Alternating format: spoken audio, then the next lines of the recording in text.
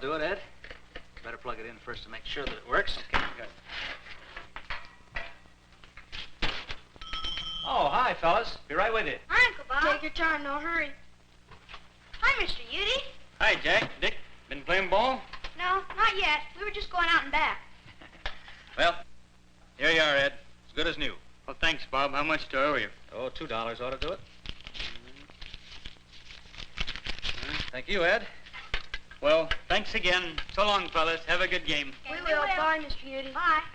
Well, you two boys look raring to go. Have a big game lined up? No, just some of the guys are going to work out for a while. Why don't you come out with us, Uncle Bob? We need a good pitcher. Oh, thanks, fellas. I wish I could. I certainly need the exercise. Now, business is business, you know. And speaking of that, what can I do for you gentlemen? Dad asked me to bring the stick. What's wrong with it, Dick? Sticks. Oh, I see. Sure, well, I think that can be fixed all right.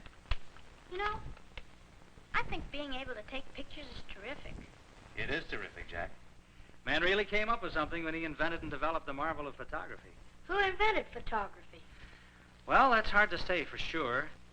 Way back in the 18th century, a chemist over in Sweden was the first one to experiment with the effects of sunlight on silver chloride. And I guess you could say that started other experiments and ideas. But you know, the first camera was made long before that. You mean we had cameras before we even knew about photography? That's just what I mean, Dick.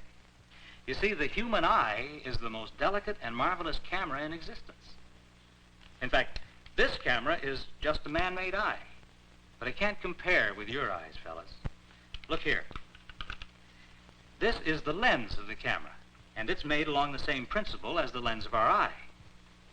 Now, if we focus a camera on an object, and then we change the distance between the camera and that object, the image becomes blurred, and we have to focus the camera all over again. And that focusing has to be done by hand, you see, just like this. However, in our eye, the focusing is all done automatically.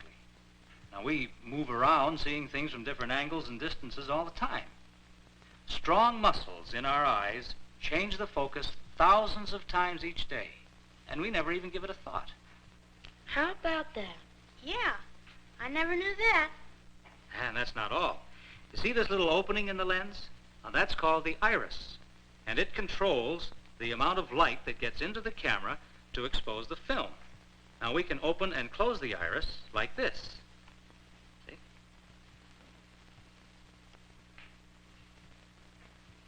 Now, the camera's iris gets its name from the iris of our eye. The eye's iris automatically opens and closes to adjust for different amounts of light. The more light, the smaller the iris.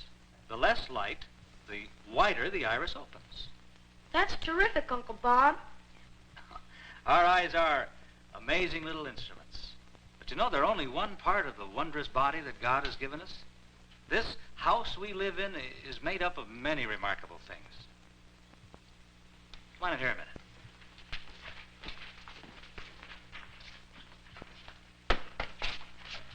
Now take a look out there at your buddies playing ball.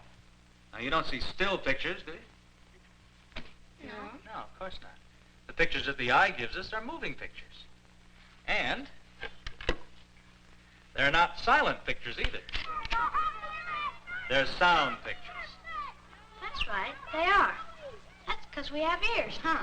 That's because we have ears. What about these ears of ours? Watch your head. You know, I suppose most of us just think of our ears as a couple of things sticking out of the side of our head that are so easy to get dirty, but oh, so hard to get clean, huh? Actually, the human ear is one of the most efficient sound detectors known. A very delicate and sensitive instrument that operates in a remarkable way. Think of how a piano sounds when it's played.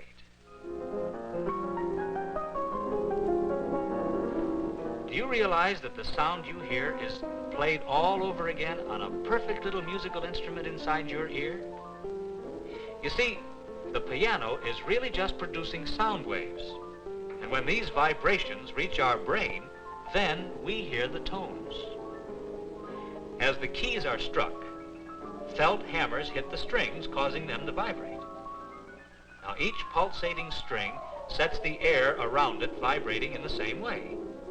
These vibrations, or waves in the air, are picked up by the outer ear, go down the auditory canal, and are carried by the bones of the middle ear to the cochlea, which is all rolled up like a tiny seashell. If the cochlea could be stretched out, we would discover an instrument very much like the piano, except that it is much more wonderful, for the cochlea has more than 24,000 strings. When a piano is played,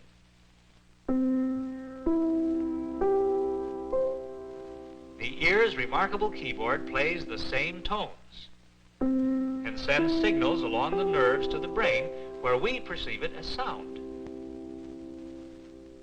Of course, the outer ear operates in air, but the cochlea is filled with a liquid. And transferring sound waves from air to a liquid is one of the most difficult problems known to science. But in the ear, this problem is beautifully solved by the precise design of the middle ear with its two diaphragms of just the right size and three connecting bones that provide the exact leverage required. These tiny bones, called the ossicles, are just right to do the job that enables us to hear properly. But the real wonder of these little bones is the fact that their size never changes from the time you were born. The ossicles of an adult and a child are just alike. As you grow and develop, every bone in your body grows and develops. Every one except your ossicles. They are fully developed at birth. Now, can this be just an accident? No, I don't think so. You know, Uncle Bob, I never really knew how wonderful my eyes and ears are. Not only our eyes and ears, fellas, but also the other parts of our body, too. The hand. There's a tool that man can never duplicate for usefulness.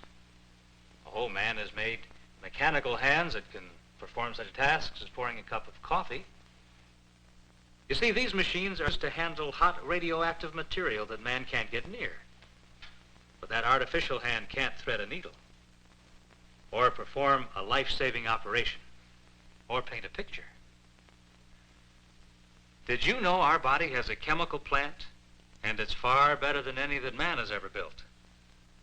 The body's chemical plant changes the food we eat into living tissues. It causes the growth of flesh and blood and bones and teeth. Why, it even repairs the body when parts are damaged by accident or disease.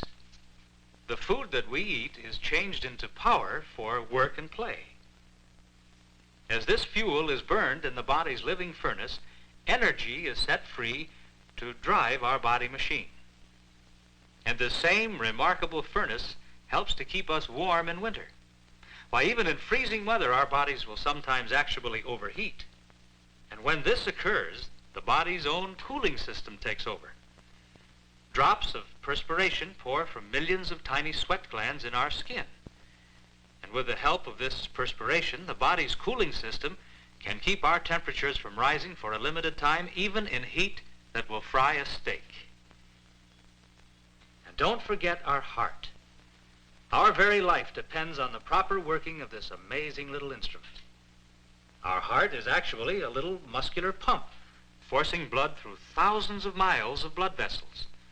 Blood that carries food and oxygen to every part of our body. The heart pumps an average of 12 pints of blood every minute, and in one day pumps enough blood to fill a gasoline truck to overflowing.